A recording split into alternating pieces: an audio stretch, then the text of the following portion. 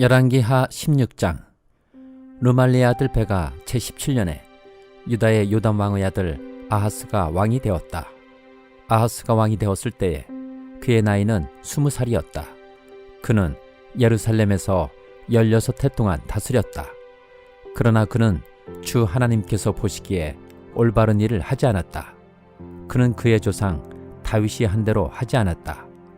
오히려 그는 이스라엘의 왕들이 걸어간 길을 걸어갔고 자기 아들을 불에 태워 제물로 바쳤다.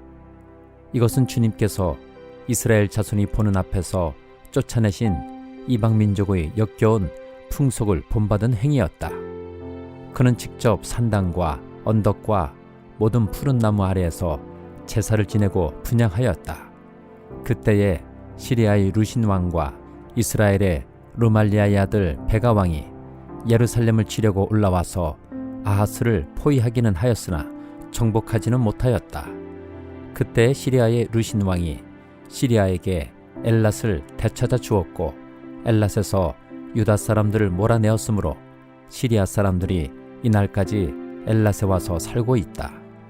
아하스는 아시리아의 디글랏빌레셀 왕에게 전령을 보내어 이렇게 말하였다. 나는 임금님의 신하이며 아들입니다.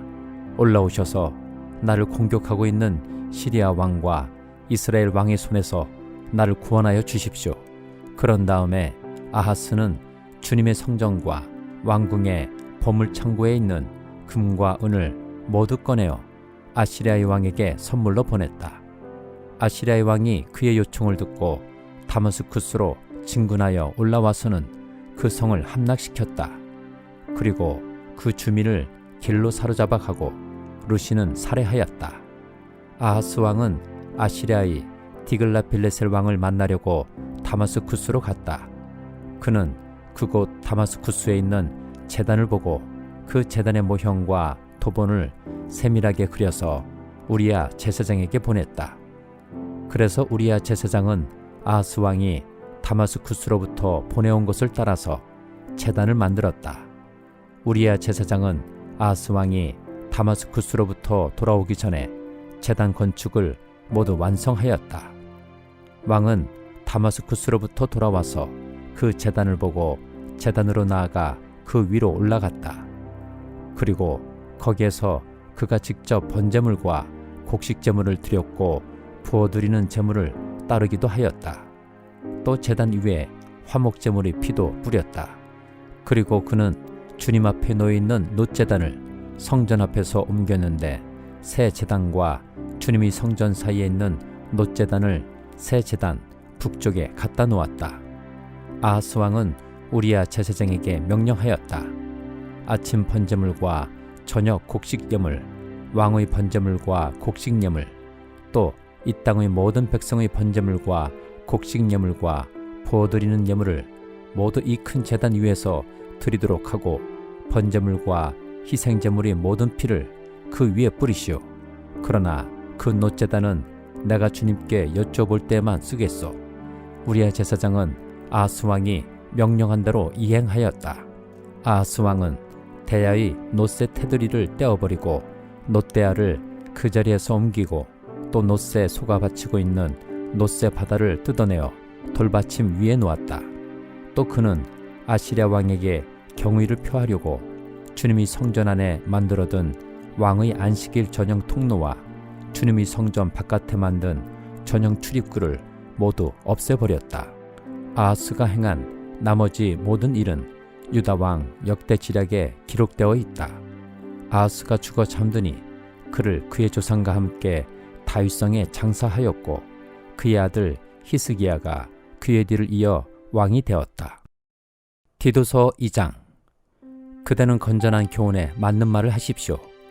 나이 많은 남자들은 절제 있고 위엄 있고 신중하고 믿음과 사랑과 인내심이 흔들리지 않는 사람이 되게 하십시오. 이와 같이 나이 많은 여자들도 행실이 거룩하고 헐뜯지 아니하고 과도한 술의 노예가 아니고 좋은 것을 가르치는 사람이 되게 하십시오. 그리하여 그들이 젊은 여자들을 훈련시켜서 남편과 자녀를 사랑하고 신중하고 순결하고 집안 살림을 잘하고 어질고 남편에게 순종하는 사람이 되게 해야 할 것입니다. 그래야 하나님의 말씀이 비방을 받지 않을 것입니다. 이와 같이 그대는 젊은 남자들을 권하여 신중한 사람이 되게 하십시오. 그대는 모든 일에 선한 행실의 모범이 되십시오. 가르치는 일에 순수하고 위험 있는 태도를 보여야 합니다. 책 잡힐 데가 없는 건전한 말을 하십시오.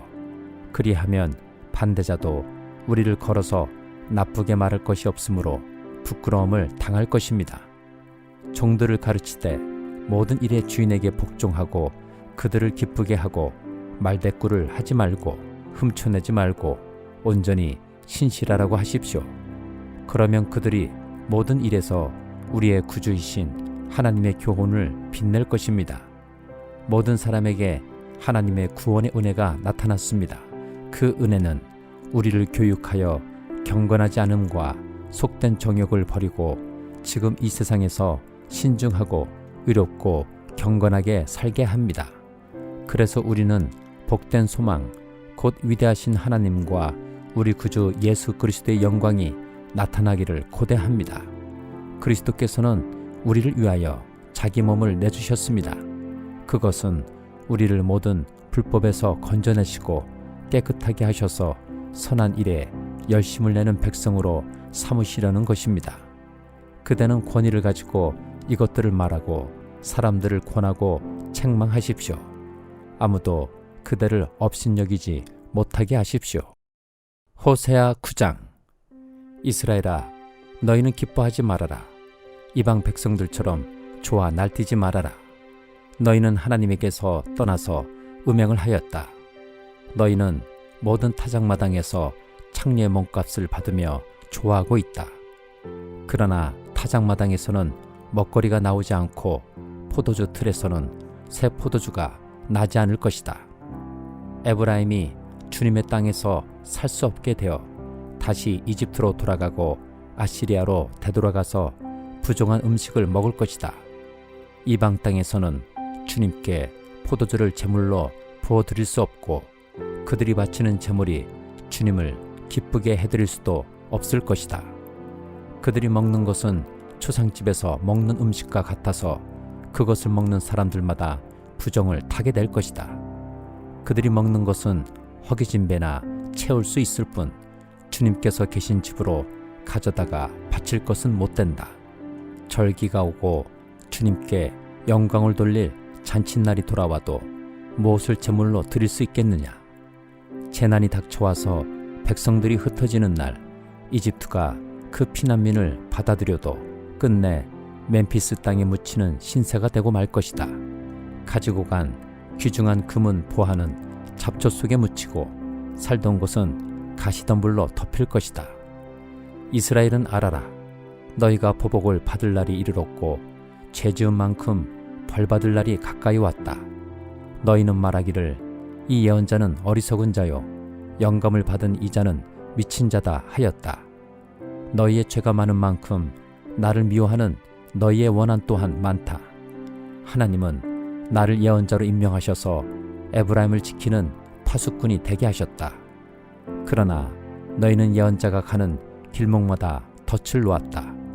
하나님이 계신 집에서마저 너희는 예언자에게 원한을 품었다. 기브아 사건이 터진 그때 못지않게 이 백성이 더러운 일을 계속한다. 주님께서 이 백성의 죄악을 기억하시고 그릇된 행실을 다 벌하실 것이다. 내가 이스라엘을 처음 만났을 때에 광야에서 만난 포도송이 같았다. 내가 너희 조상을 처음 보았을 때에 제철에 막 익은 무화과의 첫 열매를 보는 듯 하였다.